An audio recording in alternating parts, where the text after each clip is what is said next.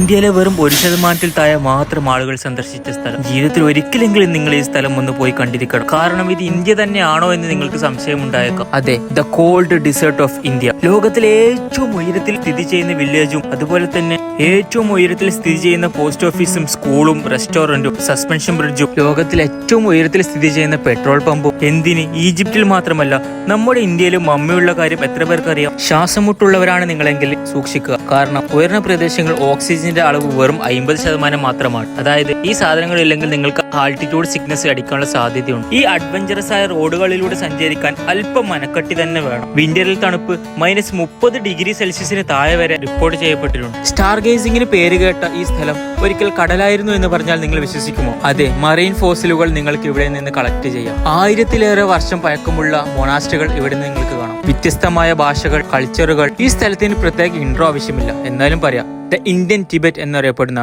നമ്മുടെ സ്വന്തം സ്പിറ്റി വാലി. അതെ, എത്ര വലിയ യാത്രികനെയും ഒന്ന് ഹമ്പിൾ ആക്കുന്ന സ്ഥലം. നിങ്ങളൊരു ബിഗിനർ ആണെങ്കിൽ സമ്മറിലും അഥവാ നിങ്ങളൊരു പ്രോ ആണെങ്കിൽ നിങ്ങൾ വിന്ററിലും ഈ സ്ഥലം സന്ദർശിക്കുക. ഇനി നിങ്ങൾ മണാലിയിലേക്ക് പാക്കേജ് എടുത്തു പോകുന്നവരാണെങ്കിൽ ഒരു അപേക്ഷയുണ്ട്. മണാലിയിൽ നിന്നും കുൻസും പാസ് വഴി കാസയിലേക്കുള്ള ഒരു HRTC ബസ് റൈഡ്.